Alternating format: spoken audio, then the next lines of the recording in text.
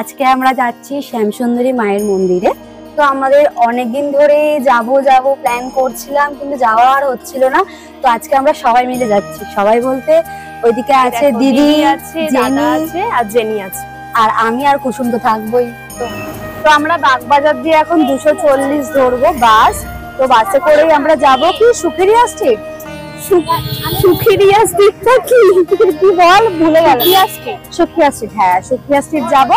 যে ওখান থেকে জিজ্ঞাসা করতে হবে যে কোথায় মায়ের মন্দির, তারপরে তোমাদেরকে দেখাচ্ছি। যে কচ্ছপ আসছে, এবার কচ্ছপে উঠবো, উঠে আমরা যাব।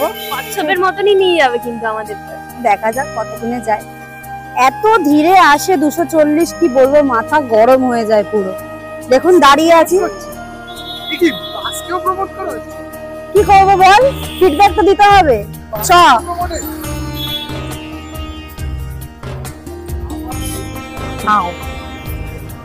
দেখি, এই যে অপেক্ষা করছি আমরা এখন বাসে বসে।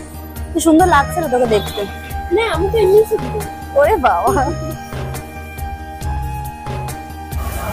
এই যে ওর অবস্থা দেখো। 7টা থেকে 8টা অবধি আমরা বাসেই আছি, হাতিবাগানের রাস্তায় আটকে আছি। জানি না আজকে পৌঁছাতে পারবো কিনা, সবাই বিরক্ত হয়ে গেছে, ভাবনার জগতে চলে গেছে।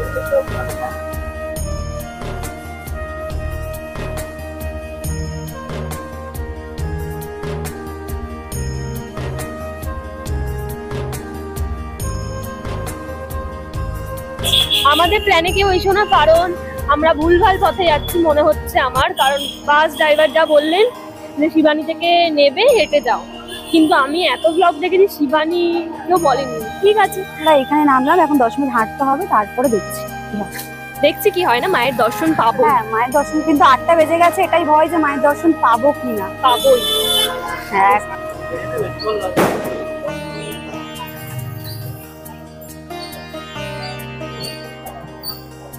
ওই ছাতার পাশে গলিটা। আচ্ছা চলে এসেছি আমরা, দেখা যাক। কিরে একটু দেখাই দেখে, এটাকে ভুলেই গেলি। আমার হার্টবিট কাঁপছে। এইটা না না না,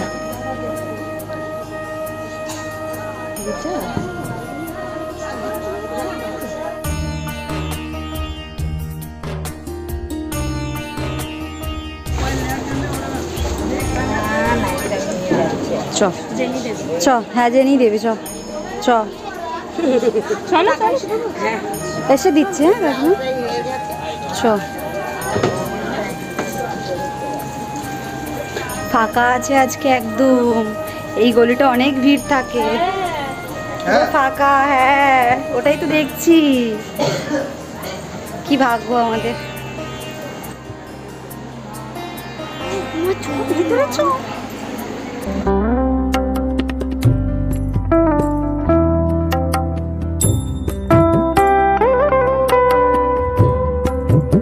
কি দারুণ,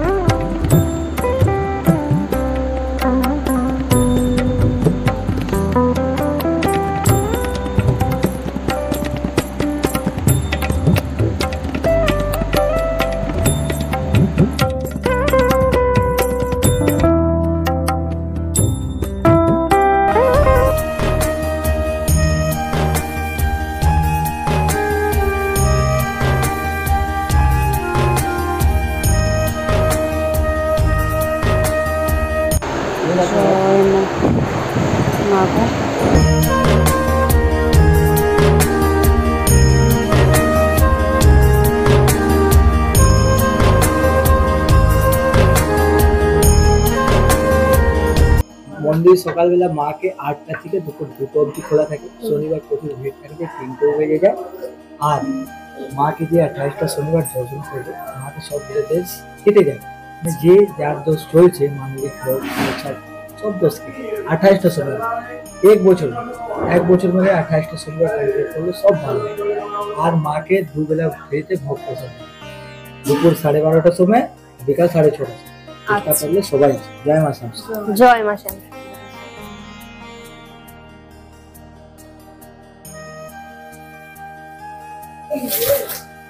আপনার জন্য, আপনার জন্য, আমার মায়ের জন্য তাহলে একটা দিয়ে দিন।